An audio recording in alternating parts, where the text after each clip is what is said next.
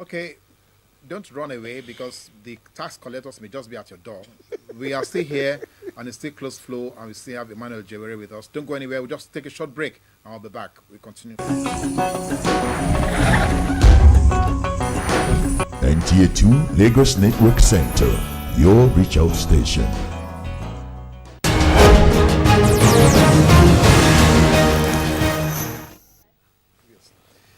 Yes, you're welcome back. We just took a break, well, for us to take some water and clean up our faces. Now, let me just go straight to where I think, again, the shoes are pinching everybody in the street. We spoke just now about, or well, a couple of minutes ago, where we talked about VAT, that's the value-added tax.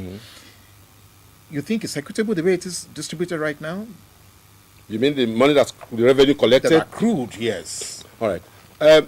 Coincidentally, when the World Bank advised the Babangida regime at that time to start charging VAT in Nigeria, that was a more efficient way and a more fairer way of taxing people.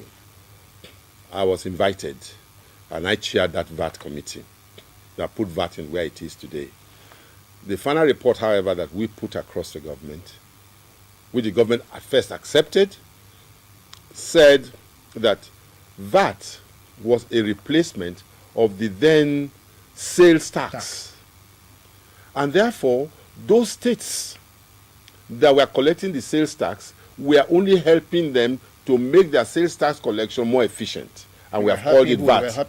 The federal government will set up a central body that will have very good technocrats. And this will now be agents of the various states. So the 36 states of the federation will now have seats on the board, and then when it's collected, we keep a record of how much was collected in each state. And the federal government or that body will keep only 5% of it.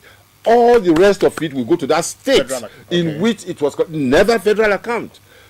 Everything that was collected will go to that state in which it was collected, and they will pay 5% to the federal government for setting up this body, which is like a commission for collecting the money for them.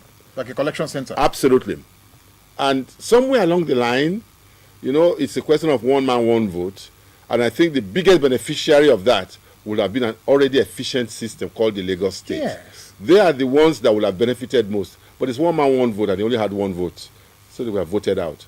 And I still feel bad about that. It's unfair, absolutely unfair, in terms of you got to give the money back to those people from whom you collected it for it to be used to develop their own environment. So it is not fair, absolutely unfair. Lagos State has been fighting for a long time, but because all the others have been reaping where they did not sow, Lagos State is almost like a lone voice. And of course, some few states too have done very well. They too are shouting, but nobody is shouting as much as Lagos. And I think the biggest victim of this unfairness is Lagos State. Now, well, what some people are saying on the streets, actually, just before you came into the studio, is it not justiciable? Is it not something that can be taken to the court for the state government to insist that the principle of sharing that revenue should be changed? Well, I think it's something they should have done. But I know that for all the time I have been involved closely with Lagos State government, they've always had at every town, they've had a first-class attorney general.